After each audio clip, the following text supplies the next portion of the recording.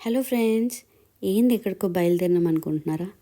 ఏం లేదు ఫ్రెండ్స్, మేము ఉండే ఏరియాలో ఒకరు మొన్న ట్యూస్డే రోజు ఫేస్బుక్ గ్రూప్లో పోస్ట్ పెట్టారు. మా ఇంట్లో బోలెడన్ని గ్రేప్స్ ఉన్నాయి, ఎవరికన్నా కావాలనుకుంటే తెంపుకోవచ్చు అని చెప్పి. ఇంకా మనం ఫ్రీగా తెంపుకోవచ్చు అంటూకుంటామా? సర్లే అట్లా పోయి చూసొద్దాం ఎట్లున్నాయని చెప్పేసి బయలుదేరినాము. వాళ్ళు ఈవినింగ్ 4 to 5 మధ్యలోనే రమ్మన్నారు. సో అట్లా అని చెప్పేసి ఈవినింగ్ బయలుదేరినాము. పోయేటప్పుడు డౌట్ వస్తూనే ఉందా, ఇంతకీ తినే గ్రేప్సా లేకపోతే దాంతో జ్యూస్ చేసుకుంటారా, ఏం చేసుకుంటారా? సర్లే పోయినాక చూద్దాం. నేను గ్రేప్స్ చెట్టుని దగ్గర నుంచి చూసుడు ఇదే ఫస్ట్ టైము.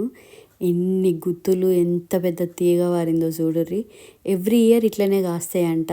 మాతో పాటు అట్లనే ఇంకొకరు కూడా వచ్చారు, అవే గ్రేప్స్ తెంపుకుందామని చెప్పి. చూడడానికి 2 కళ్ళు సరిపోతలేవు చూడుర్రి.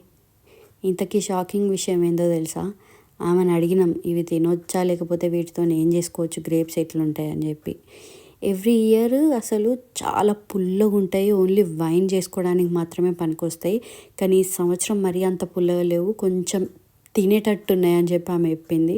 సర్లే టేస్ట్ చూద్దామని చూసి 1-2 తిన్నాం మేము కూడా. పర్లేదు, మరీ పుల్లగా లేవు, ఒక మాదిరిగా ఉన్నాయి, జ్యూస్ చేసుకొని తాగొచ్చు కదా అని చెప్పేసి అనుకున్నాము. ఇంకా మా వాడు ఊకుంటాడా, నేను తెంపుతా అని చెప్పేసి వాడు ఆగుతలేడు. సర్లే అని చెప్పి ఇంకా 1-2 గుత్తులు వాడుతో కట్ చేయించినాము. చూడండి గ్రేప్స్ ఎట్లున్నాయో. మీరు ఎప్పుడన్నా గ్రేప్స్ తోటలోకి పోయినరా? కింద కమెంట్ సెక్షన్లో చెప్పుర్రి. మేమైతే మరీ అంత ఫ్రీగా వస్తున్నాయి కదా అని చెప్పి ఎక్కువ తక్కువ ఏం తెంపుకోలేదు, కొన్ని తెంపుకున్నాము. ఎట్లుంటాయి ఏమో జ్యూస్ చేస్తాయి అని చెప్పేసి.